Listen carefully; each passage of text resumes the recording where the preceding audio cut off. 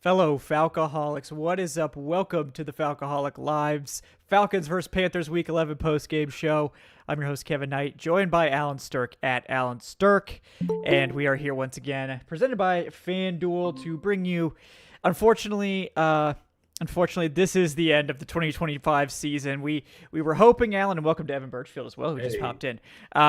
We were hoping, Alan, to give fans like a little run here where maybe we could squint and pretend that there was a chance for a rally, mid-season, and it would have been very fraudulent. And I think you and I were both well aware of that. They beat, the Panthers, Saints, and Jets to get back to 500. I'm not exactly celebrating, but it would have at least kept us invested for a few more weeks. They can't even do that, and they get swept by the Panthers in a game where, the defense just... People are going to look at this and, Natrone Brooks got absolutely worked. There was no reason he should have been in the game in the second half. But other than that, this defense did everything they could. They kept the Panthers, at arm's length through the entire second half, and then the offense just can't do a damn thing. They only scored points when the ball was literally put in field goal range for them. Even when there's good things happening, this team can't come together and win a football game, and that's where we are now. Yeah, this was one of Bijan's best games. Drake London had over 100 yards by halftime. Your two main focal points offensively were booming. And I thought Panks was playing one of his clean games. It seemed like obviously when he went out, the offense was going to take not downward spiral, but they're going to fall off. But it's just the lack of attention to detail, the drops. Kyle Pitts, if he makes that catch there, maybe you have a chance on third down. Darnell Mooney continues to waste opportunities. Then even the coaching, the idea, Trevor McMillan, phenomenal player, so good in space. How are you covering him with Caden Ellis on that play? It reminded me, do you remember the old Chargers Steelers games when Mike Tomlin have a linebacker on Keenan Allen? I was getting flashbacks of that because it's just he's the centerpiece of their passing thing. How are you not adjusting after what he did to you in the first half? So between that and I just think those third and longs, for whatever reason, Ulbrich gets very conservative. You saw last week against the Colts on the big Daniel Jones scramble. And now again, after Carolina, I think got a false start or a holding penalty. Then they tried I don't know if it was a wheel route, but they tried to go up to Sema Rico, and then Caden Ellis stopped them. That third down, how do you have Caden Ellis there shadowing Trevor McMillan, and then you only rush three when clearly Bryce Young's not healthy and he's clearly struggling to handle the pressure? Falcons, once again, I think had 5 sacks, which it's remarkable. This is such a fun year for the defense. They rack up sacks, and it's kind of meaningless in a way because this team just can't win. But yeah. I think that's how you look at it, just the lack of attention to detail, and definitely want to hear Evan's takes, but there is no coming back for this coaching staff. It just you can't bring this coaching staff back. It's game over. It's been over, but it's been over. But this was just the final straw. Because like you said, if they would have won this game, beat the Saints, beat the Jets, you have a fun stretch where, all right, they're probably going to lose to Seahawks and Bucks, but at least 6-6, you feel a little excitement. All right, maybe you can at least pretend for a few weeks. We can at least pretend. You at least get big games, though. All right, let's see how this team goes up against a team like Seattle. Let's see if they can beat the Bucks after losing a heartbreaker. That would have been a cool stretch. Instead, draft research, it's on, I guess.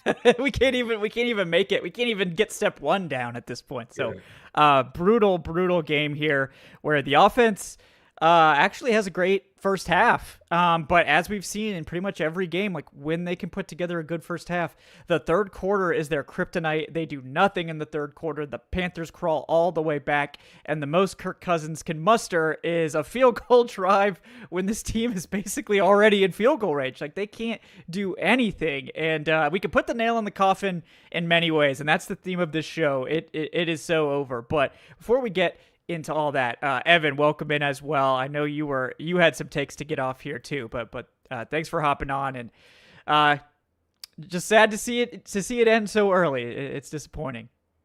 It is, and I think because there was I don't think anybody was saying, yeah, we're definitely winning the division, to start the season. But it was a fair, some people picked us to win the division, and I wasn't opposed to it. I thought it'd be pretty close with Tampa. But I thought we were at least near their level. And it's this team just continues to let everybody down. And it's we've been talking, firings or changes or whatever for weeks. But to me, this is the point where, okay, now, the fans are already pissed off. They've been pissed off, probably since since that Bills game, essentially.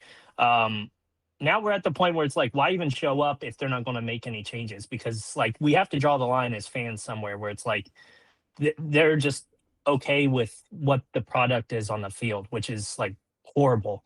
Um, you can kind of pinpoint in this game where it started to go sideways, which was like that. I hate it for him as a person, but that Natrone Brooks getting torched and then extra point happens and then literally fumbles the kick. Like that's such a momentum swing for Carolina. But when you look at it, take away looking at like specific little things in the game. This is the first time the Falcons have lost since 2013, being swept by the Panthers. That's fireable. Like there's nothing else I need to see. And I don't want to say like it in a way that it's like insulting to the Panthers, but at the same time, we've pretty much handled them for every season, Yeah, they've had a couple good seasons mixed in there, but for the large scheme of things, like there's a reason they haven't swept us since 2013. And I think we went 4-12 that year. It was a bad year. This one's not seeming to be any better. But yeah, I think changes need to definitely be made. I don't like calling through people's jobs, but this is the NFL. They go into this knowing that if you suck, you're going to get fired. That's the business. But yeah, it's a shame. And then it's like with Kirk Cousins, it's like, I've made the arguments about how he's just been bad since last year. Like he hasn't shown any flashes of improvement. When they, started him for those last couple games, he had 1 touchdown, 9 interceptions in 2024. And then they finally pulled the trigger after the Raiders when they barely beat them. And that Raiders team was horrible. And then the little times we've seen him come into these games, he's not showing anything. He's like a very low end backup. He's not even a good backup anymore, which was like the benefit of still having him on your team is like, well, he could, if he has to start, God forbid, 3 games, maybe you win 1 or 2. It's like, I don't think you're winning anything with him if he has to come in. And we kind of saw it there at the end, as you mentioned, Kevin, they were gifted field goal range and, you couldn't rely on him to literally drive you downfield in any, I'd say there's like a 2% chance of that being successful. Yeah, it's just frustrating as a fan. And it's like, I want to like get days out from this so that I can like think of it, like actually look at it. Cause right now it's like the emotional side where it's like, dude, you got Bijan Robinson scoring 2 touchdowns and it's like, Drake London making an insane catch where he like literally is getting like mugged and is able to grab the ball. It's like, so you see those flashes and it's like, so it gives you so much optimism, but then it's like team just falls completely apart. I mean, you got back-to-back weeks where, okay, Jonathan Taylor's the best running back in football to me, at least this year. So him going like insane against the Falcons defense, I didn't put that on them because I'm like, it's Jonathan Taylor, dude. He's doing it every week to everybody, except for this week because they're on a bye. But you're letting, and no offense to Bryce Young, but Bryce Young put up, what was it, 400, almost 450 yards on you. That's crazy. That's insane. You watch him against anybody else, he's like below average. But then against the Falcons, he's just tearing us up. So, I mean, it sucks because I thought Ulbrich was doing a really good job there for a while. But some of these decisions, like keeping Natrone Brooks in when Bryant looked pretty good when he came in, I don't really understand that. But yeah, it's just frustrating. I don't want to keep venting, but dude. Yeah, I mean, yeah, you're absolutely right. I don't know what to do with this team. Like it's one of those things where you're writing something and just crumble it up and throw it away. We got to start over because this isn't going anywhere. Yeah. Yeah, the Falcons defense comes out, holds Rico Dowdle, who had multiple 200-yard games, to 2.4 yards per carry. And instead, they give up, 450 yards to Bryce Young, almost 10 yards per attempt, 3 touchdowns. And most of the time, these guys were just wide open. Like, they just sold out to stop the run, and they just didn't have a plan on the back end. The plan seemed to be to play zone, and they were awful in zone. They just didn't cover anybody half the time. And then we saw, like, look, Natrone Brooks was having a bad game. This was a bad matchup for him. Okay, pull him off. They pulled him off for a series. Kobe Bryant came in, made some plays, looked better. They went back to Natrone Brooks and kept Natrone Brooks in the entire rest of the game. It's like, why did you bring in Kobe Bryant then? Like, it's like, Jeff Even Ulbrich, Keith Taylor was fine last week. Yeah, You watch my film. why? He was on his own against Alec Pierce and Michael Pittman. Like he was fine. He did wasn't seriously great. job. Yeah, I agree. It's like Ulbrich isn't innocent either. Like, I mean, again, the Falcons offense just kept giving the Panthers drive after drive after drive. I mean, 45 pass attempts the Falcons allowed, and I believe the Panthers absolutely dominated time of possession. Like, there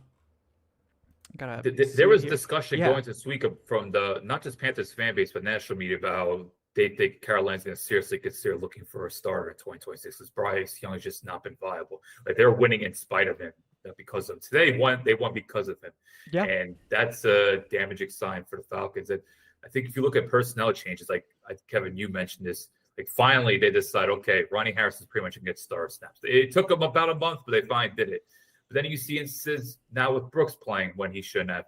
Like, why has Laquelle London not been in the rotation? Laquelle London was awesome. Like, there were several times where he was either getting penetration, like that fourth down where Bryce Young slipped, or there's times where he was even making sideline plays. Like, I thought he played a big factor in them shutting down Rico Dowdle. And there's times where he's not even a factor. And it's like this team is very undersized up front. So why he hasn't played consistent snaps is beyond me. And it's just an example of what is this team doing personnel-wise? And look, Kadavius Street, Khalid Kareem, they had a couple moments, but like, was this 2024? Like, why were they playing so early on? Like, it's just some of their personnel decisions were weird. And I like that you mentioned like a lot of Bryce Young's completions were not contested.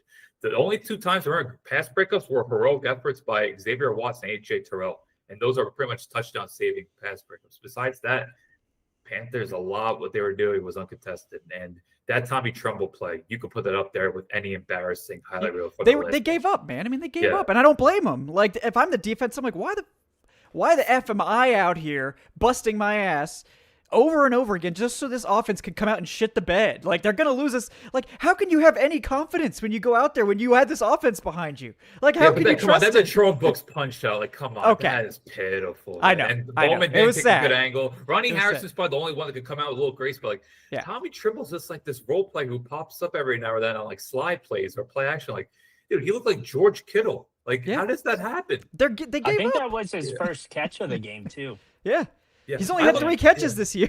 Dude, I looked up what's his longest catch career-wise. It was 38 yards. I think that went for 54. Like, yeah. So I mean, look, and it's like you can't have the defense playing this bad. But it's like if the offense had done anything, if the offense puts together one drive in the second half, it's game over. And they couldn't do it. They couldn't do it in the entire second half. I don't think all of this should be on Kirk. Look, Kirk Cousins it's really not viable. But we have to like press the supporting cast. Darnell Mooney, it's wow. It's over. It's over. Look, I know this Wednesday.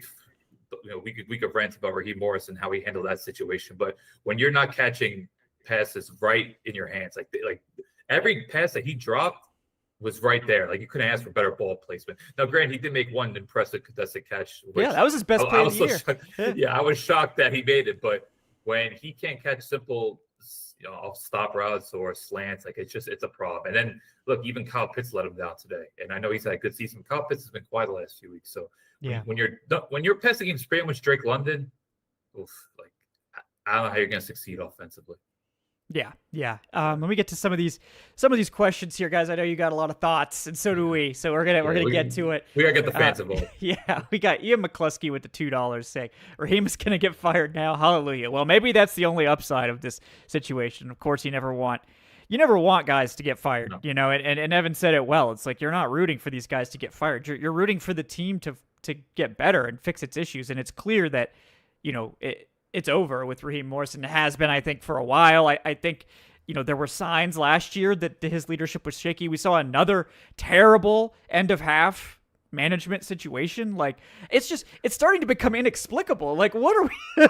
He did get a challenge right, which a lot of people were mocking for that. Hey, good for him. I don't know what technical staff member made the call, but it was one moment. But other than that, he's been a total liability. Yeah, so that's unacceptable. We can't have our CEO head coach completely unable to manage a game. We got man, I don't know why I can't see the name. It's Bryce, I believe. I'm sorry, Bryce. It's with the $5. Apologies, for some reason it cut off half your name. But don't look now. But I think we gave up another Offensive Player of the Week award. Absolutely, I would be shocked if they haven't if that's not the case here. This is a rough situation. Hold on, did they do AFC and NFC, right? They separate it. Yeah. Okay, So Josh Allen's AFC. No question. Yeah, Like... excuse me, it's Brian Anthony. I finally found it. Sorry about that, Brian. All right, and then we got let's see, we got Cortez Battle. Very nice name, I like that one. With the $2 saying, Mr. Blank, what more do you need to see? Yeah, and I mean, I think that's where we are. Like, 5-game losing streak routinely gets people fired. It's not something you can tolerate. Arthur Smith, I think, had 1 4-game losing streak in his entire 3 years here in Atlanta. Raheem's had 2 already in his first 2 years in Atlanta. Now this is a 5-game streak as well. So, and look, you look at the rosters. Arthur Smith never had a team this talented. Yeah. I mean, like, I don't think any of us are calling for a return of Arthur Smith for the record, but at least Arthur Smith kept the train on the tracks for like the majority of the season. So there was competence, I guess you could say. That's the best and way I like seeing him pissed off the limited times he was, though. But like, I want to see somebody who like actually nothing against Raheem. I've only heard he's a good person, stuff like that. But like, I want a coach who like is when you lose, looks like they're like pissed off. Because they should be after a game like this. It was inexcusable, but I don't know. It's just frustrating. Because I've seen sometimes where it's like after a game, he looks almost like normal. And it's like, dude, you can't, the fan, even if it's for yourself, the fans see this. Like, you got to act like you're at least hurt by this, but easy. Yeah, it is crazy. We're gonna get to all of it. We got a lot of fan thoughts here, so we'll focus on these for right now, because I'm sure probably from these, I think we'll get to a lot of the points we're trying to talk about, and shout out to Brendan Brass as well, saying 533 people, only 36 video likes. Yeah, let's go, folks. How about we get some likes and subscribes in the chat? We're like an inch away from 9K subs. If you guys can help us get over the line, that'd be really cool. Do it for Thanksgiving. Do it for Thanksgiving. Yeah, exactly. Because these Falcons aren't going to help us out. We're the only one. We got to do it ourselves here. We got Love Dogs Avery with the 5 saying, my 60-year-old father with bad knees runs faster than Kirk. Yeah, I mean, Kirk's also got bad knees, but yeah, there's not really any excuse there. He definitely doesn't navigate very well at this point. We got Rise Up RXNs with the 2. Fire everyone. Yep, like it. Short and sweet. We got George Costanza with the 2 saying, I'm listening to Joan Jett right now because the Falcons theme song should be I Hate Myself for Loving You. Nice. Good plug there, George. Good song. I will reiterate that I think Mike McCarthy and Dable as offensive coordinator is a great direction we can go in. Well, look, if you want to just get competence and like you just want to get this train back on the tracks, I mean, that's what Mike McCarthy does. He takes teams that have just been rudderless, and he's a good like Mike Smith type of figure. Can he get you over the hump? That was always the question with Mike Smith. But yeah, I mean, at this point, I think anyone here would take Mike Smith back in a heartbeat. To just get this thing back to competence. We got Ibrahim with the 10. Thank you. Appreciate that. Says, win wouldn't have mattered with Penix and London likely out for a while. We should fire Raheem tomorrow. Cousins is beyond wash and indictment. On Terry Fontenot, Ulbrich overrated, routine bad calls and clutch moments. Yeah, I think this was definitely Ulbrich's worst game. A couple of calls here were absolutely catastrophic. He has to be better in these situations. We can't ever be rushing 3. This team doesn't rush 3. You can't do it here. Like, I know he's trying to mix it up and do stuff, but this team, when they rush 3, gives up a big play every time. Like, they just don't, especially when you're down 2 guys in the secondary. Like, we can't play coverage. So, can't do it. And I know he has some athletic ability, but I don't think, especially on a critical play, you'll need a defensive lineman shadowing Bryce Young. Like on that touchdown, McMillan, I think it was Aurora who dropped into coverage. And it's just like, I know it's 3rd and goal at the 12, but is Bryce Young really going to press near the end? Like, is he going to get 6 to 8 yards to put him in a better spot? I don't know. I got my dust. You just got to bank on the pressure. Like, this team was generating good pressure, like, for the most part. Yeah. Yeah, they went to too much zone. Like, I don't, like, last week, against Daniel Jones, they were playing a lot more man behind their, like, blitzes, which I thought was, like, kind of crazy. And this week, like, when you probably should be playing man behind your blitz because, like, you're not afraid of Bryce Young scrambling on you. They don't do it. They go to, like, they played more zone this week than I've seen them play in weeks against this receiving core. Like, this is the core you man up against. Like, we just, like, why aren't we, you should have Terrell shadowing Tet. Like, he's the only receiver there worth a damn. Like, why are we letting these guys get free releases and get into space with no contesting. Like, it doesn't make any sense to me, man. It's wild how badly Ulbrich called this game after, I think, really delivering for much of this season. I don't know what more. It's in those moments, because like you look at third down, like it's like you protect the end zone. Again, they got 2 plays to get 12 yards, but it's just the idea, like and I think they had time to prepare. I don't know if there was a flag or a timeout before that, but just the idea of you just see McMillan on that first drive, and I just feel like there was a lot of times, like I don't know what Carolina's third down conversion rate was, but it just you see guys getting free releases and just flying on those little stop routes. 5-7 yards, uncontested in the middle of the field. Like it was pretty reminiscent of last year. Like, I think the Falcons had one of the worst third down defenses last year. I think it was like 49% conversion rate. There were too many moments today where it looked like the Falcons of last year. And maybe it's kind of fitting considering some of the players on their D-line, like I mentioned before. But it's just for a team that's been so live and die by the blitz. And look, they definitely got caught on that Rico Dowdle screen. But besides that, when they blitzed more times than not, Bryce Young was helpless. And they should have not backed off like they did in the second half.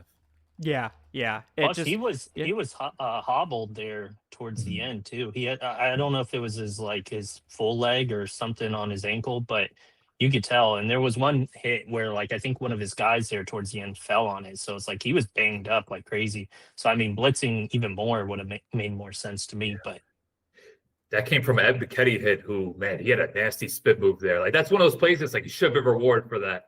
And then I think that's when everything kind of fell apart.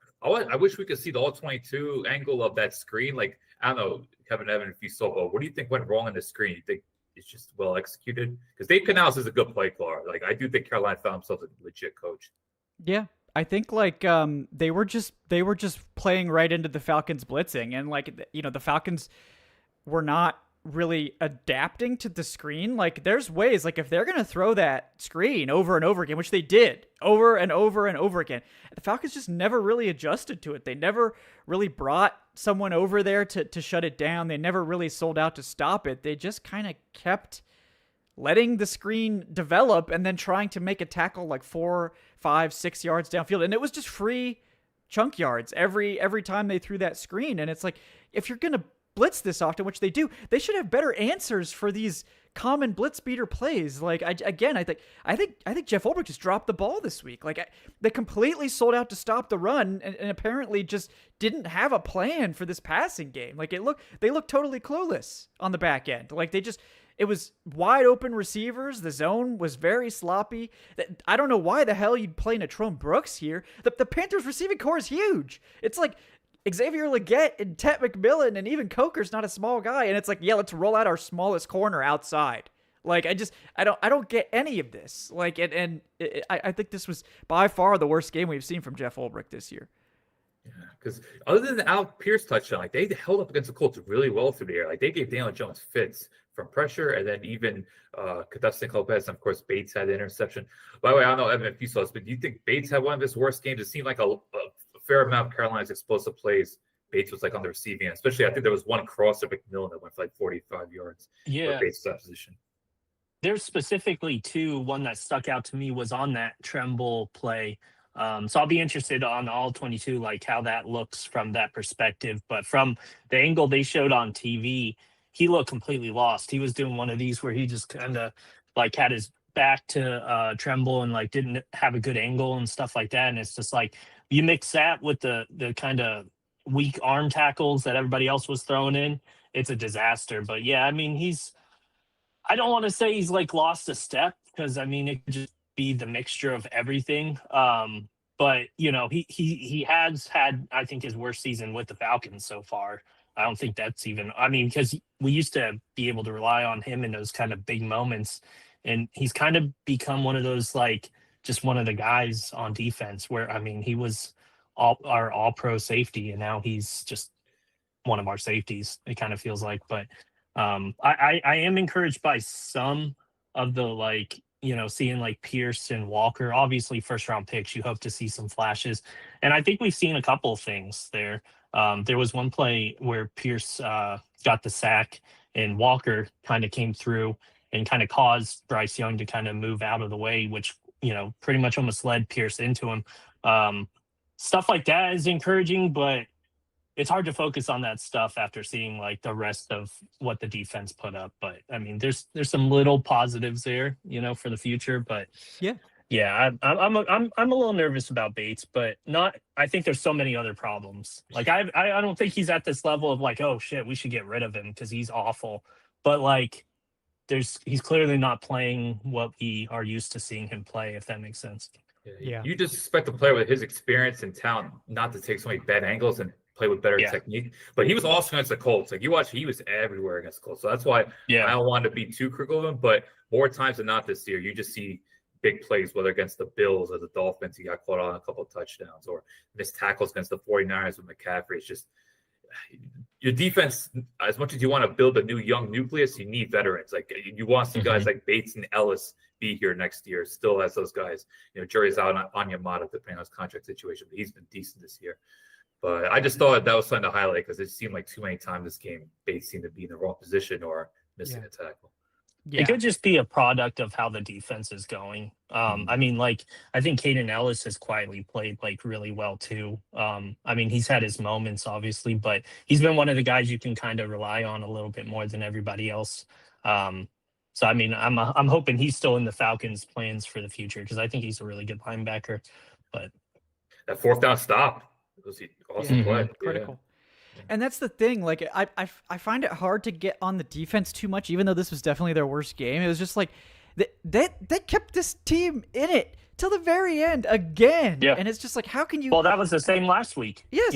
Everybody was like, well, they gave up all these yards to Jonathan Taylor, which is true, but they didn't. Like, the Falcons still should have won that game. The offense did nothing. So think about it. The defense had 2 fourth down stops, which they did last week, and they had 5 sacks, which I think Will McFadden posted 4 times this year. They've had 5 or more sacks. Like, there's no denying this defense made its share of plays. As much as we're critical of them right now, it's just it should have never. It should have never come down to this. It should have never been in play at the end of this game. We need the offense to make one drive in the second half, and it's over, and the game's over, and they can't do it. They can't do it. Kirk Cousins was embarrassing. Michael Penix had 16 attempts for 175 yards. And it's like, wow, that's great. Kirk Cousins had 14 attempts for 48 yards. The man can't play. You spent $100 million on this dude. Like, I think we can go all the way back to that decision. And I think that was the beginning of the end for Raheem Morris, was this obsession with getting a quarterback no matter what leads you to sign Kirk Cousins without evaluating him, and you give him $100 million, and then, like, I don't know if they got cold feet or they just decided, like, somehow to draft Michael Penix, which I think was definitely the smarter decision. But instead of, like, being able to go to Michael Penix cleanly, you're saddled with Kirk Cousins. And then this year, where it's clear that, like, he's your backup and you need to move him no matter what, do anything you can to get him off your roster because we're talking tens of millions of dollars on the line. They refuse to trade him and continue asking for ridiculous compensation, refusing to take on any of his contract. We heard this over and over again from insiders. The Falcons are asking extreme levels of compensation for Kirk Cousins. Kirk Cousins can't play. Everyone in the NFL knows he can't play. So if someone's willing to give you anything to get him off your roster, you should take it. And they don't take it. Like, and how the hell? Then when they have the opportunities to kind of like put that old antique car out there, the doors are falling off and the wheels are falling off. Like, anytime he's touched the field, he sucked. Why would you trade for that? Yeah. And look, I might be speculating a little bit, but based on the Aaron Rodgers rumors back in June, and if you're looking at the state of the Minnesota Vikings and what was going on with J.J. McCarthy, I'm pretty certain the Vikings would have made a move for Kirk Cousins, just based on the familiarity with Cousins and O'Connell and just the pure desperation at this point with the Vikings. If the Falcons could easily give it, especially after that week 2, too, when you think about like how overwhelmed McCarthy was. So if you want to look for a trade partner, I think the Vikings probably were there. Like, I know there was no reports, but it just seems likely. And Kevin, you might have mentioned it just now, but did you say the Browns too? Because that was one that everybody was talking about. It's like, what I don't buy into one rumor, but when there's enough rumors like that, as Alan mentioned with Vikings, Browns, whatever, like one of those has to be true. Yeah, maybe all of them. Yeah, but like somebody was interested. Yes, teams were interested, and the Falcons just basically made it impossible for them to get a deal done because they were, I mean, I don't know if they were asking for a day 2 pick or what, but like, this is ridiculous. Like, no. At a certain point, you got to get this man off your roster because now you're paying him next year too. You paid him $10 million no matter what. You could have, even if you got a 7th round pick, you could have saved that money. Like, and they seem to, like, it's like, again, they have this evaluation of Kirk Cousins that's completely wrong. They think he's this quarterback that's worth this incredible return. They're not willing to eat any money. Like, you messed up and you got to fix this. And they just refuse to do it. They're like, nope, we're going to hold out for a sucker. And guess what? At the end of the day, you're the sucker. You're the sucker holding Kirk Cousins at the end of the year for nothing. And you're going to cut him next year for nothing. All he delivered to you, he delivered 6 wins for $100 million. And you talked about how he's this great backup. He can't play. He can't play. Like, I mean, you can't build an offense around him at this point. Like, all he has to do is hit a simple 15-yard pass, and he can't do it. The ball dies. The ball dies on him for a 15-yard pass. It's crazy. The man can't play. He's washed. There was a fade to Drake London where I'm like, oh, that's when Penix would have made that throw. I think it was right before the end of the 4th quarter. And if he puts on that back shoulder instead, I thought the corner probably could have picked it off, and that just shows you Cousins' lack of arm strength. If I can give Kirk Cousins credit for one thing he did this organization, he delivered on Matt Ryan night. At least he did that. Yep. You can't mess up Matt Ryan night. We got that at least. Yeah. I mean, look, before Kirk got hurt last year, he was playing respectable football, but you could see how limited he was still. Like, the cracks were there. They were just they were able to get around it, and, like, you know, good for them for figuring it out. But his best moments were against pretty bad defenses. Look at the Tampa defenses. I look at the Cowboys. The Eagles weren't really ready to play in week 2. I know the Eagles were phenomenal last year, of course, Super Bowl champions. But you look at the Eagles defense in week 2; they weren't ready at that time. So, look, we go on and on about about Kirk Cousins. Like, he's a colossal disaster. He's a liability. We know that. That's why, like, literally the 4th quarter, I was thinking, like, Bijan and Algier pretty much have to take over. Like, the Falcons pretty much have to run the ball 80% of the time. And for whatever reason, I think we have not mentioned – this might be the longest show we've done without mentioning Zach Robinson's name. I was just about to utter Zach Robinson's name, and I'm just like, wait, we have not mentioned it. But I forgot the balance. But did you feel like they were throwing too much on early downs when Cousins was in? It did feel like that a little bit. Yeah, I mean, the problem was, like, they just can't run block. Like, they cannot do it. Like, they're so bad up front. And, like, yes, like, the scheme is very predictable. The defense clearly knew these runs were coming, but they just can't do it, man. Like, they're really bad up front. I believe before this game, they were 28th in yards before contact in the NFL. 28th! This is an atrocious run blocking team. It's obviously not being helped by Zach Robinson. I don't discount that, but, like, they're just bad, man. They're just a bad run blocking unit. That everyone's hurt. It's predictable. The whole thing is a disaster. And all you've got these great players out here languishing in this just disgusting stew of an offense that we have, where the protection can't pick up blitzes, the run blocking isn't there. Michael Penix is a young quarterback trying his best, and he, by God, he tried his best today. He was dealing out there, and then guess what? He gets hurt when he gets hit by 2 unblocked rushers on a blitz. You can't pick up even one of them. 2 unblocked rushers come on a blitz. Take him out of the game. And I don't want to hear people saying, like, oh, Penix is injury prone. You can get that out of here. What? Is he supposed to just get back up after getting his ankle twisted horribly? He got sacked by 2 unblocked rushers. He got the ball out, guys. Like, what do you want him to do? What quarterback gets up after that play? Like, this isn't a Penix injury prone situation. This is a protection issue. Like, so I don't want to hear, oh, he's so injury prone. What are you doing after that hit, guys? Are you getting up? I guarantee you you're on a hospital cart after that. All right. So I don't want to hear Penix is injury prone after that. Let him know, Kevin. Keep firing, man. That's all I can say after that. This is ridiculous. Like, come on. Like, what do you want him to do? Like, why didn't you get up? Yeah, you know, I mean, Jesus. I don't know if you guys got these responses. And look, we all love Bijan Robinson, but like, when people criticize, oh, why are the Falcons running with Tyler Algier on 3rd and short? You need your best running back in there.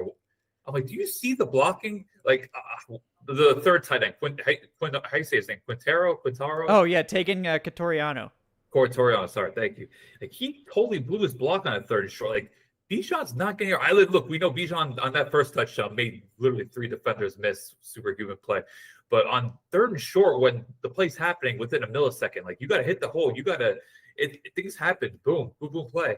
And when you have guys miss assignments, where it's Wilkinson, like that right side, as much as Lindstrom's great, but like you saw Kyle Pitts, I thought had a pretty bad game blocking wise. Troy Warner has been a huge downgrade this year. Like it's just when you have guys missing their assignments, like okay, Bijan can have a superhuman moment every now and then, but you can't depend on that. So when people get mad about Tyler Algier, I'm just like, look, Tyler Algier is a perfectly effective player.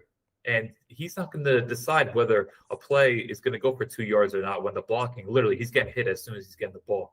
So it's just stuff like that. I think people have to stop being like these third and short situations. It's not a running back talent issue. It's a complete blocking blunders, which we've seen time and time again this year. Yeah. Plus, Algier's a starter on a lot of other teams, and he's basically like your tank. You just when you want, your battering ram, whatever you want to. Analogy to use there. Like if you need a yard, that's the guy you want just running straight up the middle where Bijan's more shifty and, I agree.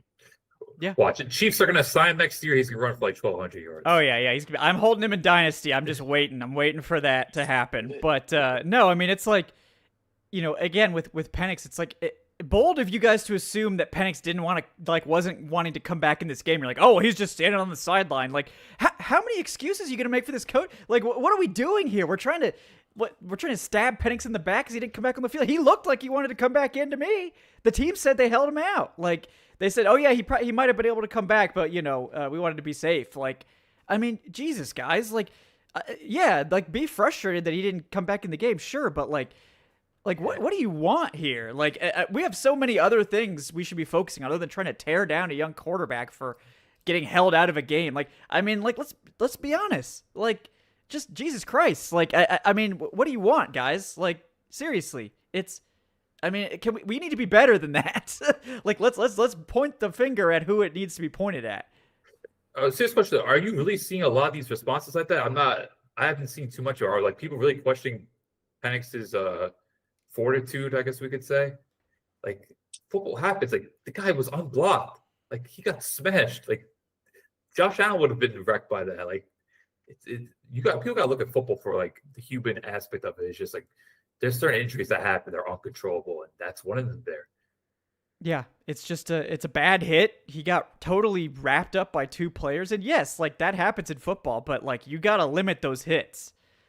You gotta be limiting those hits. You can't let those unblocked rushers get free hits on your quarterback week in and week out, and that's where we are. So, the protection's got to be better. And again, that was another situation where it's 3rd and long, and there's no hot read for Penix. There's nobody there. He's got to chuck that thing deep because there's nobody there. There's nobody there in the middle of the field for him. We've been saying all year, besides Drake London, there's no semblance of a short to intermediate passing game with this team. Yeah. It just the receivers aren't there. And to me, that's the biggest blunder. You look at the drops today, you just look at all seasons like them not addressing the receiver position, them not, and we talked about the whole Ray Cloud situation. Or even now, like the fact that TJ Yates has kind of taken a bigger role as the pass game coordinator ever since Ike Hilliard got fired. And I don't know how much we know about TJ Yates, but just based on what we're seeing, the proof of concept on the field, it's not looking all that good. No, don't get me started on the decisions with the coaching staff on offense. Yeah. Don't get me started on Ike Hilliard. I will go to my grave pissed off about that particular move. I hope we get some kind of clarity on why he was fired, because I know there's a bad story behind that one. When you look at last year, like Ray McCloud was like the number one hot read option, particularly on 3rd down last year. Like I was looking at Ray McCloud's stats a couple days ago, like he had 62 catches, 29 of them went for 1st down. And I would say a good majority of them came on 3rd down. So just having that guy who will work the middle of the field is so crucial. Like, they released him and did absolutely nothing to replace him. Yeah, I don't get it. It's like he's one of your only dynamic yards after catch receivers. He's one of your only return. Like Ray wasn't like a great returner, but he was at least an option there. Natrone Brooks is now returning for you, and he's a guy. He's a disaster. and McLeod was good when it came to yak opportunities. Like he was good to catch. He just gave you some explosives. He wasn't necessarily like a big vertical threat, but he had some edge to him. Like I don't know, Evan, what'd you make of like? We don't have to go all the way deep into Ray McLeod, but the whole wide receiver situation. What do you make of it, and what do you think the team could have done more of? Like, should they promote someone from the practice squad? Yeah, I mean, like going into the season, to me, it's one of the worst probably receiver groups in the league, even with Drake London, who I think's if he's got great, stable quarterback play, can be top 8 receiver. The Ray McLeod thing was really weird that it's like, and I don't know the specifics, but they kind of like made it seem like it was like he was sent home, maybe some sort of mental health issue thing going on. And then he was released and like instantly signed by the Giants, which was weird to me because you think usually, okay, he's going to take some time away. It's like you just released him and another team just swooped in and was like, yep, I'll take him. That tells me there's something else going on there. And then in this kind of business, Ray McLeod's not probably going to come out and just air everything out. Same with Ike Hilliard, the wide receivers coach, as Kevin was talking about. Like, he's not going to come out and just start because like he wants to get other jobs, Yeah, and they're professionals. It'd be like it'd be like going on LinkedIn for us normal folks and just throwing, stuff around about our former employer. Like, nobody's going to look at our LinkedIn and be like, yeah, I want to hire that guy. So you just stay silent.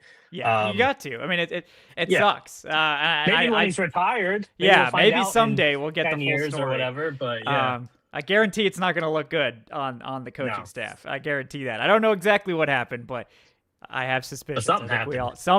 Something happened. But let's get to some more of these donations, and thank you guys for the spirited discussion. I appreciate everyone for throwing their thoughts in, and like not trying to come down too hard on anyone, just trying to add some context here that I think is necessary.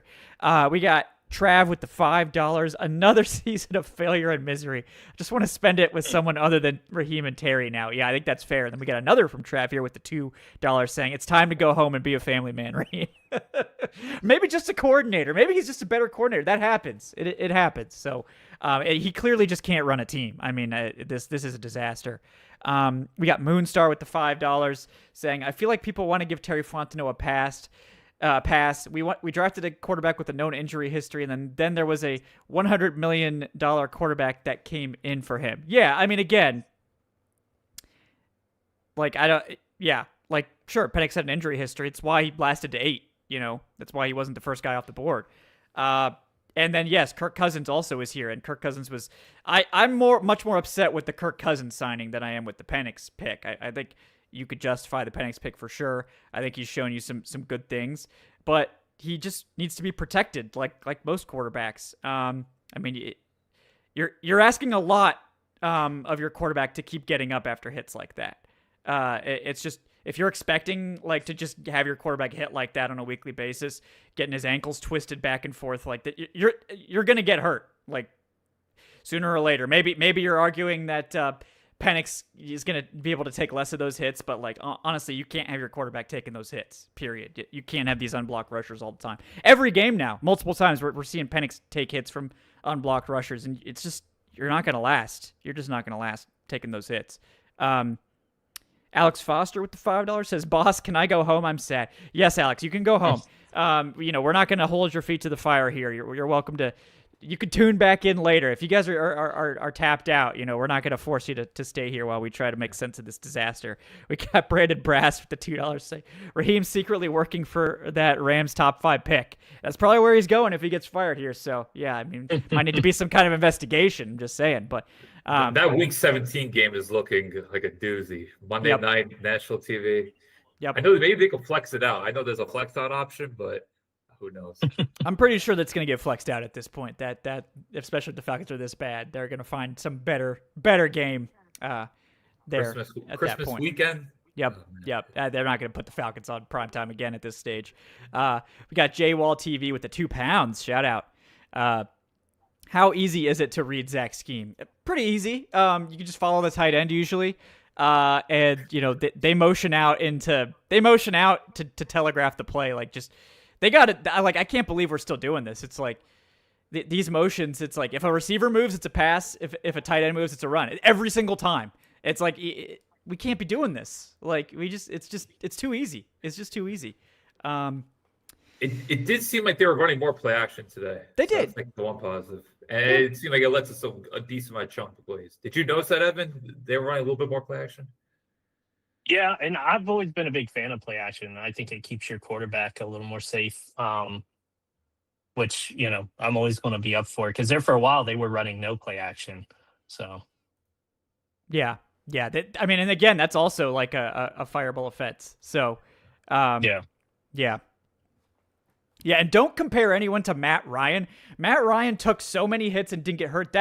Matt Ryan was a rare quarterback. Very rare. And if you guys don't understand that at this point, seeing how the Falcons have absolutely failed to replicate what he did for this team for like, what, 4 years now? Matt Ryan is a rare quarterback in that he didn't get hurt. And it's just count your blessings that we had him here as long as we did. But a lot of quarterbacks would have been absolutely destroyed by the offensive lines the Falcons put out there in front of Matt Ryan. That should be a one of the things in his Hall of Fame, I think, case is just how durable he was. But he was not human. I would say he had some just truly special kinesthetic intelligence with his body about how to take those hits. Because I think almost any quarterback would have been out after some of those hits Matt took. I mean, that's just he had this incredible way, of just. What is that one meme where it's like Matt Ryan? I think he's like taking a hit, and there's like 5 guys. I can't even remember. Was it the Cowboys or one of those teams? Like where it was like a perfect photo where it just showed like 5 or 6 defenders like coming right at him. I think it was week 1, Arthur Smith's first year, 2021, when they got destroyed by the Eagles on opening day. Okay. And Jalen Mayfield, who, wow, we're name dropping him. Oh, goodness. He was like right near it, kind of, but like the Eagles were just swarming him. And I forgot the 2021 year, but definitely from 2018 to 2020, Matt Ryan took over 40 sacks. So as you look at Sarkisian's last year and the 2 years with Dirk Cutter, like Matt Ryan took beatings. Maybe Arthur Smith's quarterback-friendly scheme stopped in 2021, but I know for a fact, like the last 4 years of Matt Ryan's time in Atlanta, he took an absolute beating. But I do think that was the meme because that home opener against the Eagles was, you couldn't ask for a worse introduction, but we know that Falcons roster was arguably the worst in the league, so it was what it was. Yeah, and like we're seeing reports that like Penix and London were walking around just fine in the post game. So again, I mean, to me, this kind of shows I think that the team held him out. So like maybe don't jump to conclusions like, oh, Penix is soft, he didn't want to come back in. I think that would be a very, very big assumption if you're saying that. We gotta stop this football meathead stuff. We gotta I don't think Penix had a choice in going back into this game. To me, he looked like he wanted to get back in. He looked pretty upset when he threw that towel after he sat back down on the bench. So, again, I'm just saying, guys, I wouldn't assume anything. We got to get more information, and just assuming that he just didn't want to come back to the game because he's soft. That's just you projecting your frustrations onto Michael Penix, and I don't think that's fair. Plus, if you saw him like sprinting to the locker room, then maybe there's something. But like, there's a lot. Like you can walk and still be injured. Yeah. Like, you're expected to at least be mobile in the pocket or at least sprint out. And same with Drake London. Like, there's a difference between a receiver walking around and having to literally like take off, every play and stuff like that. So I don't know what's going on, but like I wouldn't jump to conclusions either. Yeah, that's all I'm saying, folks. And I think that's a good point there, Evan, for sure. We got Ryan H with the $5 says, if Raheem does get fired, maybe we'll finally be on the right side of a bounce back win so the Falcons can finish the year with 4 wins instead of 3. I still think they're going to somehow find a way to get to like 7 or 8 wins just because. But yeah, this team is absolutely rough right now. We got Michael Scott with the $3. Thank you, Michael. Says, as much as it's going to hurt seeing the Rams have our top 8 pick, at least James Pierce and Xavier Watts are studs. Yeah, I mean, look, I'm still comfortable with that trade because you got players that the defense desperately needed for this year. And, I think it was the right move. The defense clearly needed those guys, and the defense has been good. But I think Terry Fontenot's biggest mistake was believing in this offense, apparently, thinking that this offense was good enough to compete, which they're clearly not. So, it is pretty sad. We got Master Roshi with a pair of donations here. Nice shout out for the Dragon Ball. Let's go. With the $5 says, if Arthur Blank doesn't fire Raheem tomorrow, what does that say about the future of the franchise? I mean, Arthur Blank's not an in-season firing guy typically.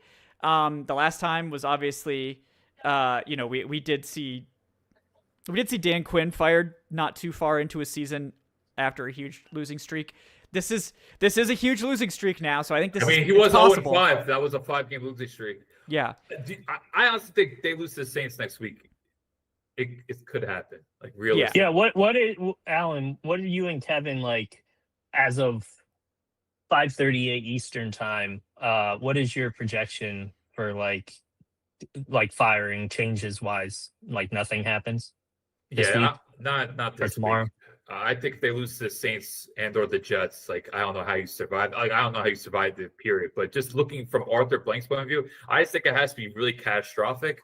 And this is pretty catastrophic. But like, that team in 2020 with Dan Quinn, they lost the most excruciating ways. You look at the Dallas game, you look at the Chicago game.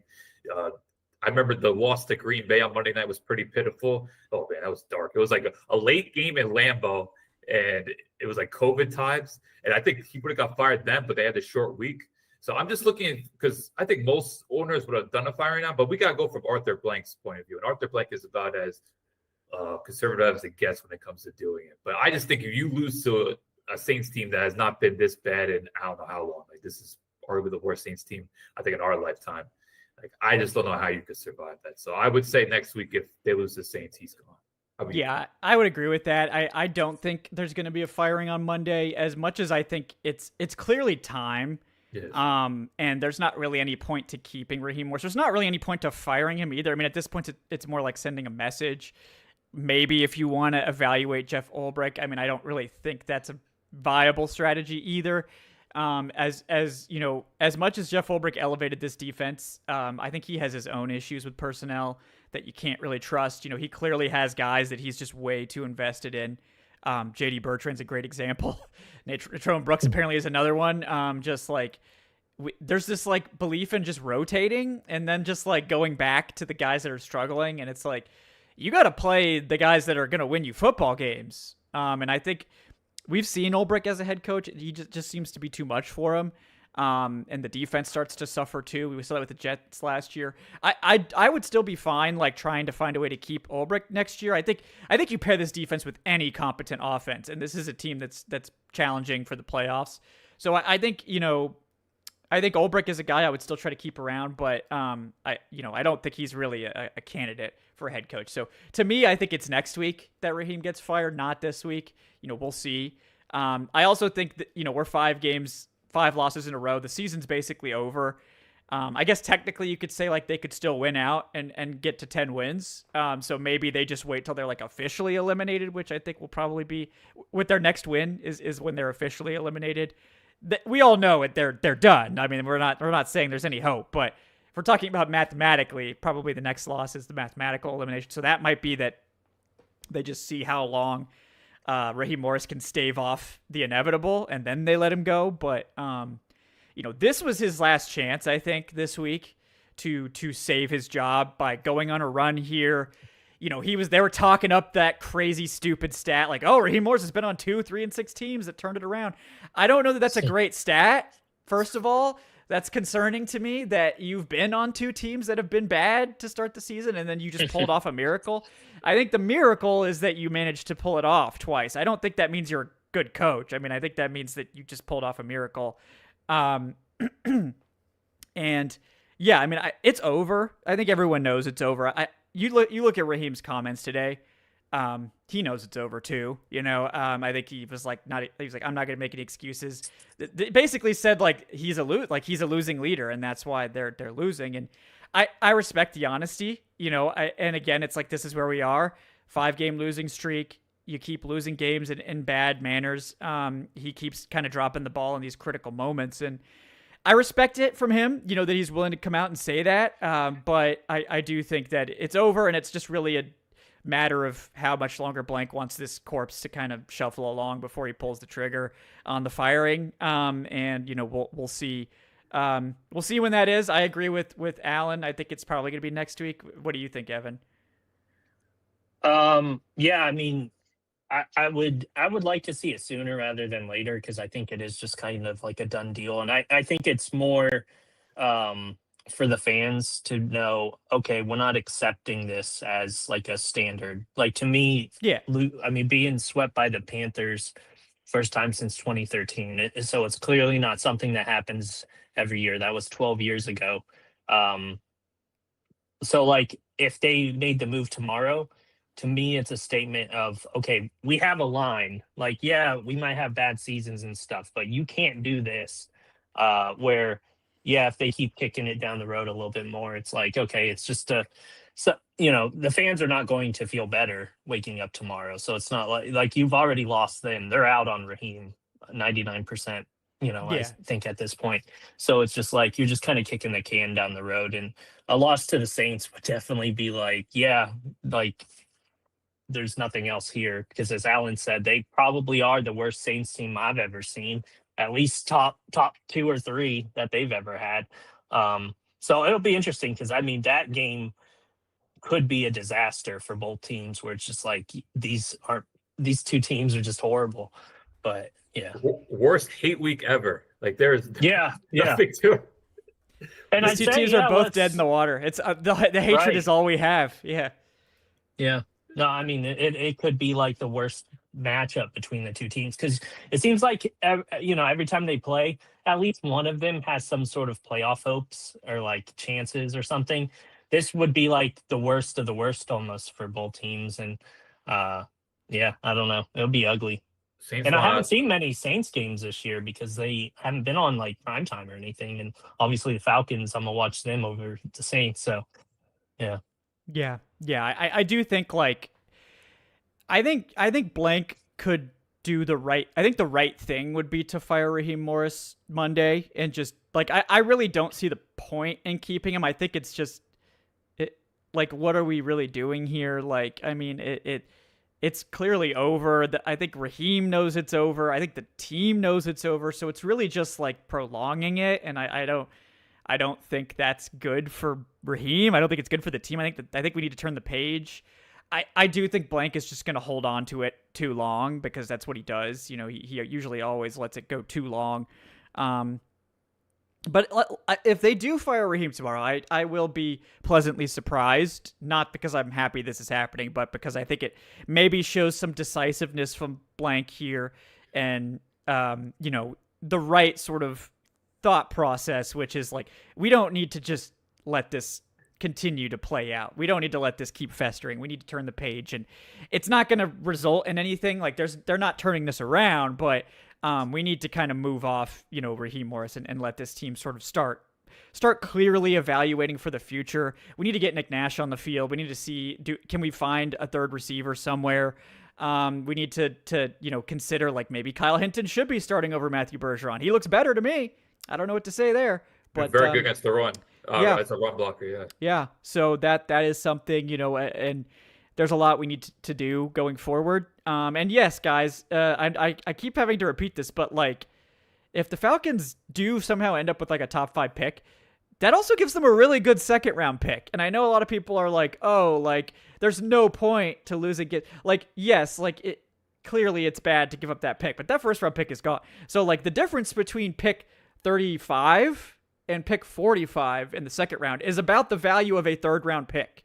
So that is meaningful. Like, it's not great, don't get me wrong, but like that value difference is important. So there is actually something to care about if they do end up losing a lot of games. That's, and again, we're in dark mode here. Like this, we've turned it to dark mode. Like we're talking about 2nd round picks. Like this is very dark. No discounting that, but there is something on the line here. And the rest of their picks being earlier, there's a lot of excess value to be gained, from a pure data standpoint, from those picks being 10 spots higher in the other rounds. So I really feel bad for it, and it's something that they haven't won a game since he got injured. But like Divine Diablo's supposed to be back next week, and you just saw in this game like the amount of completions across the short and intermediate middle of the field. Like he would have been there to at least make a play on a couple of those passes, and just the amount of easy conversions on 3rd and 4th down. I feel for him because he was really. Him and Kane Ellis to me were like the 2 best players on defense to start the year. And the fact that he was such a central figure of their success, and now he's coming back and season's over. Like, I'm ready to wonder, like, can they start a project at right tackle? Like, I don't think there's any worth, like, what's the point of playing Elijah Wilkinson anymore? You're not going to get anything out of it. I don't see a reason for starting Mike Hughes unless you could find someone else that could get reps. Is Clark Phillips going to come back at some point, or is he on the Troy Anderson boat and it's just he's done? I don't know where the Troy Anderson boat is. It's lost at sea at this point. Well, I don't know. I don't know. Maybe he is on that boat. Maybe that's why we haven't heard anything. Braylon Trice is another one. Like, by the way, amongst this Raheem Morris discussion, like we have not even highlighted the fact of how much he's mishandled communication with injuries. Oh my God, yeah. We know about the Kirk Cousins stuff last year. We know what happened with Darnell Mooney this past week, and we know Troy Anderson, there's never been a clear dialogue with that. So when it comes to like failing as a leader, because look, communication with the media matters. Like you have to be able to articulate yourself. You have to be honest. And I think that's a big reason why Arthur Smith kind of fell out of favor in Atlanta, just because he couldn't handle that role.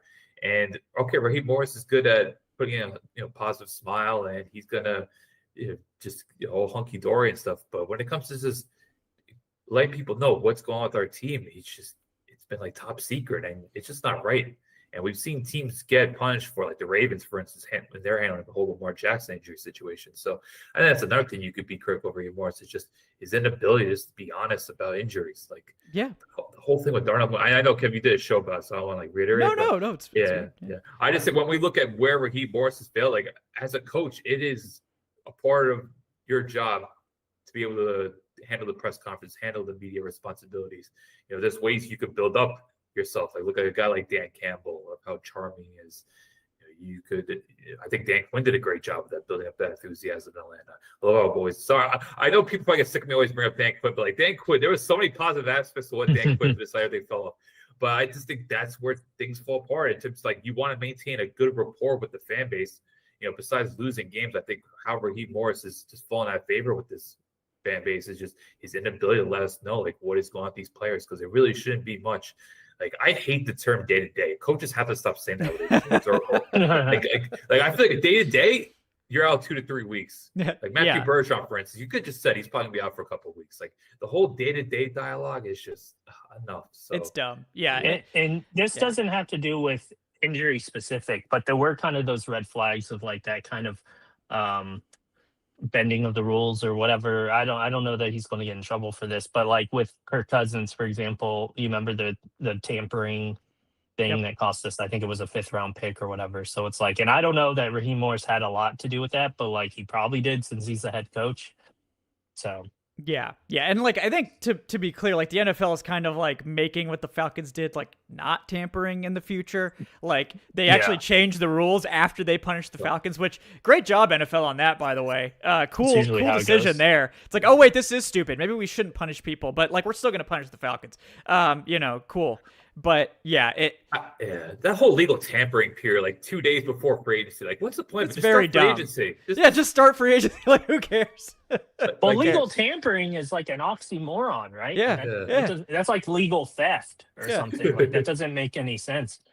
Just make it a free for all, which it already is. Like, why do we care? Like, just let them talk to people. Like, it's gonna happen. It's like it is what it. Like, say when the time is, they can talk to people, and that's when it starts. Yeah. Just be done with it. But all right, let's get to a few more of these. I do like where you're going there. Like, Darnell Mooney broke his collarbone, and like they were just like, oh yeah, nope, he might miss some time. Yeah.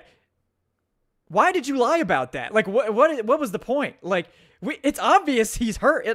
He's probably still in pain from it, and he got crushed again today. Like, they also like did nothing after that injury too. They were like, let's just sign DJ Strk and it'll be fine. Like, yeah, let's sign this guy off the street, and that's it. We're not gonna take this seriously at all. And then they've still like downplayed the injury still, and like I mean obviously Mooney's time in Atlanta's done at this point. We did get that one good season. Didn't really matter because the Falcons again choked away the playoffs last year, but. That's the thing with Fontenot is like for every good move too, it's just like there's another one that just makes you scratch your head and it makes you frustrated. It's like you can nail some things and then just completely blow it on other things. And like I still don't know who was behind the whole Cousins and Penix thing. I really don't think it was Fontenot, but like I mean. If he doesn't have the ability to say no to that, also it's like, why is he even here? Like why do you even have a general manager if you're just going to let your head coach override him? And if Fontenot did want to do this crazy 2 quarterback thing, then we definitely have to move on because that was just insane Insane decision making. And like, if it works, then you can go on your victory lap and say everyone else was not, bold enough. But guess what? It didn't work, and everyone was right that you were just really stupid for even attempting something so completely unprecedented and such a waste of time and energy. So that's where we are with that. But especially when you consider like the other options that they could have went with. Like I don't like playing like hindsight, but like I was a big fan of like Sam Darnold, and I was like, when I saw the Vikings signed him, I'm like, they're going to be good. Like I was a Sam Darnold believer, and that's pat on my back. But like if they would have went that route, they would have saved so much money and actually had a quarterback who would have been great in that situation. But oh well, spend a lot on Kirk Cousins, and that's kind of blown up on us. So that's a great example. I would have mentioned Jacoby Brissett. To me, has always been a capable. That would have been good too. Yeah. For a decent veteran presence, have him start like kind of what the Patriots did last year. Let him play the first 5 weeks. Yeah, there were cheaper options, is what me and Alan's point here is, that they didn't have to spend that much on a quarterback who was coming off an injury, who was already aged. Yeah.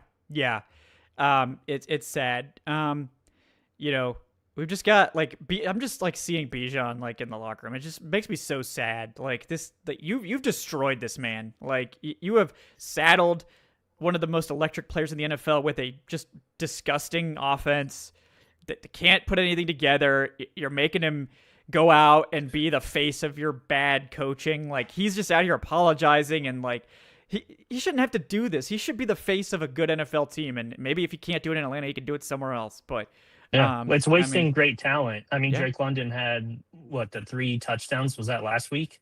2 weeks ago. Colts? 2 weeks ago, and they lost. Yeah. So I mean, like, I don't know what more of these like insane elite athletes can do. Yeah, they can't. Again, it's like Sisyphus.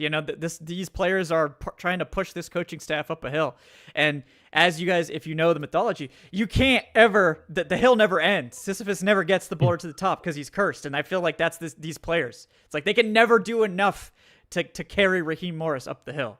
And it's because it's a curse. They're cursed with Raheem Morris right now. Maybe not for much longer. We'll see.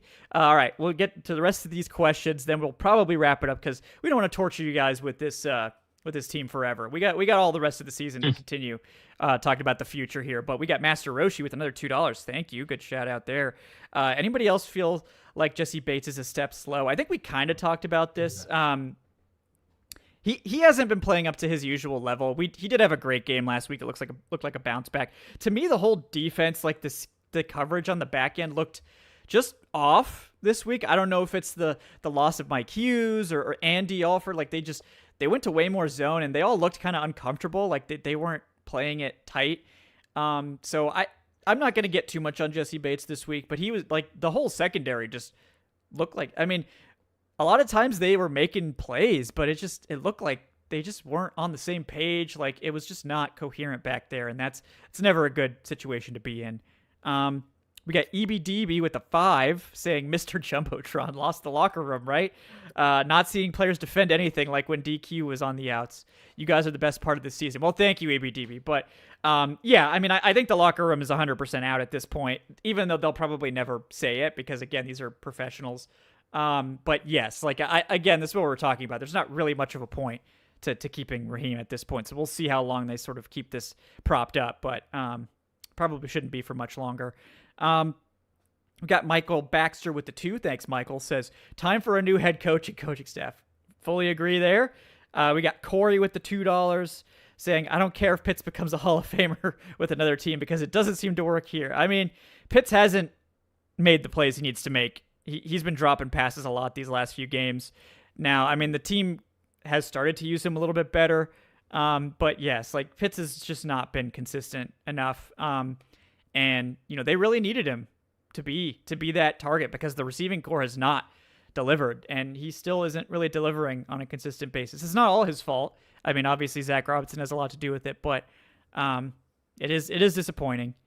That drop against the Colts last week, that was a real game changer. That could at least went for 40 yards, if not a touchdown. And then today he drops a pass that they could have put him a better third down. So when you have a quarterback so incapable like Kirk Cousins, there's no margin for error. And for Pitts there to just look to make a move before securing the ball. It's fundamentals. Like we talk all the time. Bad teams lack attention to detail, and this team clearly lacks attention to detail. Yeah, fully agree there. And I think that's been the case ever since Raheem got here. They've been sloppy in all phases. So that to me, it reflects in the leadership. We got George Costanza with the $2. If Terry is fired, who would realistically take over? We're not dusting off Bill Polian. TF doesn't install game plans or call plays. Terry should stay, but Raheem Morris and co need to go. Lost season, no first-round pick, absolute derailment. I'm not necessarily against keeping Fontenot. I feel like in order to really make that decision, like I've talked about that kind of the case for keeping him, and a lot of it has to do with like, you know, how much of this actually is Fontenot and how much of this is the coaching staff like overruling him. I mean, it doesn't seem like Fontenot was involved in these hires. It doesn't seem like he was consulted for a lot of these high level things. It seems like the Falcons kind of treat him as like a glorified player of personnel, like personnel guy, which that's not really cool. You know, like I think if you have a general manager, he should be involved in this stuff, but I don't know that we'll ever know the answer to that. So it's hard to say, you know, should we blame him for these things or not? I mean, maybe we should, maybe we shouldn't. I don't know. It's hard to answer. Problem is, if they don't hold him in such a high regard, then why keep him? Yeah, they seem like they do, but I wonder if it's because he's just been there. Like, I mean, no offense to him, but like they've kind of forced him to be their yes man, and Fontenot obviously wants to keep his job, and I think he's actually was building something here, and maybe he was slowly gaining control, but it's like it's kind of embarrassing if he didn't have control this whole time. I think that should be called out. And I think when these teams don't start fresh, it's a concern. You look at the Titans, you look at the Bears, you look currently at the Giants. Like when you have like a non-unified relationship with the GM coach being brought in at the same time, usually it doesn't work out. The only team that has managed to stick with their GM after a long stretch of losing that ended up working right was the Bucks, but they had the GOAT at quarterback, so I don't know how much you want it. But now they've built a great winning stretch since then, so credit to them. You know, Jason Licht deserves a lot of credit after several years of just dysfunctional play on and, you know, mess off the field as well. But I don't know, man. I think the more you see across the league, keeping a hold of a coach or a GM doesn't really work out right. And maybe some people use an example like the Falcons keeping Thomas Dimitrov worked to some extent with Dan Quinn, but it's just people are going to look at 5 losing seasons, and for every Jesse Bates, Cade Nellis signing, you could just insert Kirk Cousins. Yeah. You just insert other misses. It's just, I just think there's too much bad that outweighs good. And even though I think Terry Fontenot did get a raw deal, it's just, they're signing a lack of trust there, where it's just like, we're not going to give him full control. Even though it's fitting that in 2023, when he had the opportunity to spend, they really did spend well. Like you look at Bates, Onyemata, and Ellis, those are 3 very good signs. No one's going to deny that. But it's just, there were too many misses elsewhere. Yeah, I agree. I think you could. I would be surprised if Fontenot is kept. You know, I think there is an argument to keep him, but it's like the negatives are just kind of too big to ignore at this point too. So even though I'm not sure how much of it is his fault, it's hard to come up with enough excuses to be able to keep him around. But we got Ferbs with the $5. Says, we can't say Penix isn't progressing. He was throwing hot routes this week in the direction of the pressure, scrambling, all things we've been asking for. Yeah, I think he was turning this. I think this was maybe going to be his best game of the season. He was cooking the Panthers, ends up getting hurt, and the offense as a whole just kind of collapses around him in the second half. I think the blocking has been the biggest issue outside of Zach Robinson. And it's so hard. It's so hard to beat successful when you're already kind of trying to push this boulder uphill with the scheme, and then the protection breaks down, and then it's tough. But I do think he was having a great game this week. It's unfortunate. Let's see, we got Solaire with the $2. Says, fire Terry. Thanks for this draft class, but the previous one sucked. I mean, yeah, they blew a lot of these drafts. I mean, obviously last year's is starting to look better with Brandon Dorlus and Rook, and I think those guys are starting to contribute more, but yeah, I mean, there's a lot of misses scattered in there too.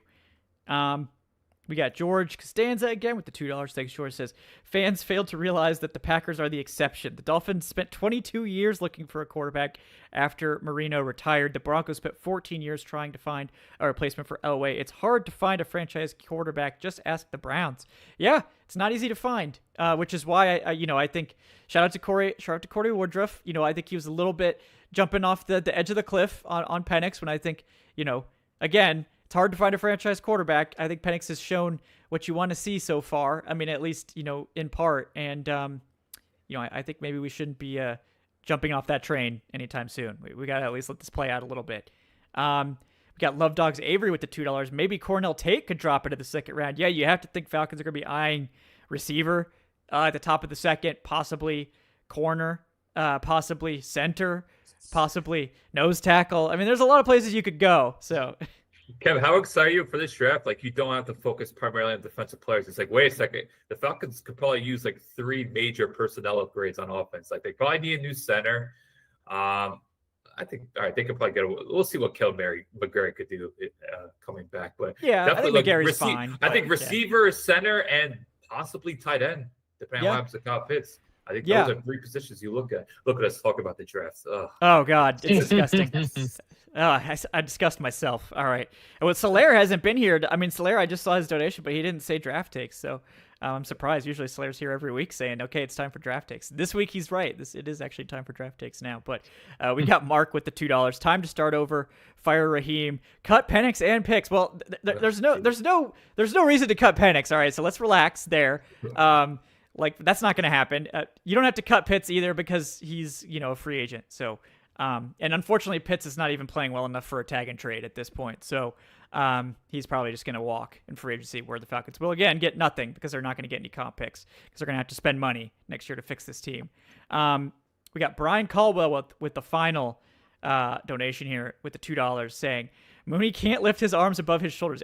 That man looks to be in pain. And he's still going out there. I mean, this just feels like total malpractice that the Falcons didn't really do anything after he broke his collarbone with the receiving core. I think that's what's crazy, too, is like the whole Raheem thing. If it was like, oh, he had a hurt ankle or high ankle sprain or something like that, it'd be like, okay. But like a freaking broken collarbone, like there's some seasons that end on a broken collarbone. And it's just like, yeah, we'll see what happens kind of attitude towards it. It's like, dude, like he should probably go on IR for, he could be out for the whole season. Some players, like I said. So it's like, I don't know. This is like making light of like a broken collarbone. I don't know if a lot of people know what broken collarbones are like, but it's actually amazing that he's even out there playing because. Yeah, it's crazy. It's a serious injury. Let's also take into account it happened on the first day of training camp. Like you had how many weeks to put all together a plan of like, what should we do at this position? Yeah. Yeah. Plus, it's like you sell it as like it's a shoulder injury, and I guess that's true. But I was thinking like maybe like a bruise or like deep bruise or something, but like that's like saying somebody has like a hurt ankle, and it's like no, it's actually dislocated. It's like so you say that you don't say like if they injured their ankle, it's just like a high ankle sprain or something like that, or he just got twisted up. I don't know. To me, that's where the selling of that whole thing was kind of wrong, but. Can I tell a quick story about that injury, actually? And I got to give credit to Dave for this. I usually don't like to go too into detail about things that happen behind the scenes, but I'll never forget when that injury happened. I didn't know what was being reported at the time, but I go into the dashboard and I see Darnell Mooney, broken collarbone. And this is like late July, and I see Dave. I'm like, wait, this happened? And I message him, and he goes, no, I'm just like foreshadowing. Like, I got the article ready if the news is announced. And looking back on now, I'm like, wow, Dave called it.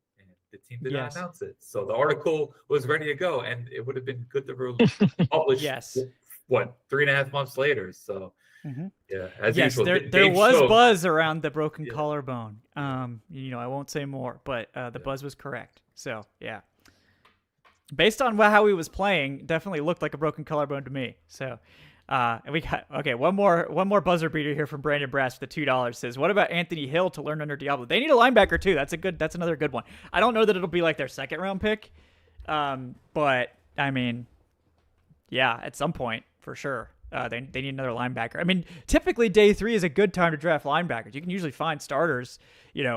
Unfortunately, J.D. Bertrand, that one's not going to work out. But it's a good process to draft day 3 linebackers, in my opinion. So I would definitely consider that as one of their top needs. But guys, thank you so much for hanging out with us this year. This season has gone down the absolute toilet, but we've had a blast talking with you guys and just hanging out.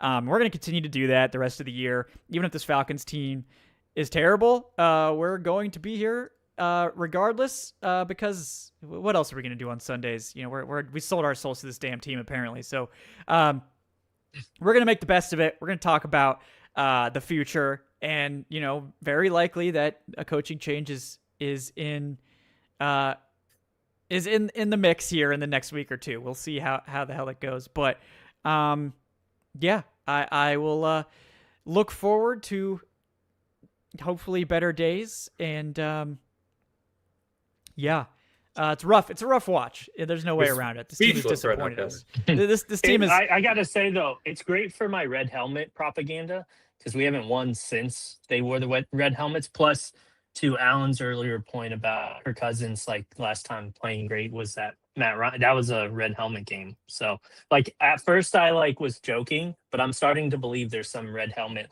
magic that is actually real. So. Yes. Also, and we play the Bucs in them later on. So yeah. Also notable, Bryce Young broke Cam Newton's single game passing record today, I think. Ooh. So. Oh yeah. Wow.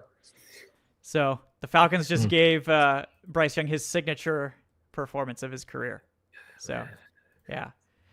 Maybe we'll convince them to extend Bryce Young, which would actually be catastrophic for them. So maybe that's the only good thing to come. Carolina does with that, yeah. Yep. Like they're legit the playoff hunt. I think Derek Class was talking about the success for the Panthers this year was not to have a top 10 pick. Because I feel like the Panthers have had a top 10 pick for the last 7 years because they've just been that bad as a franchise. They're probably not gonna have a top 10 pick now, and they probably could thank the Falcons for that.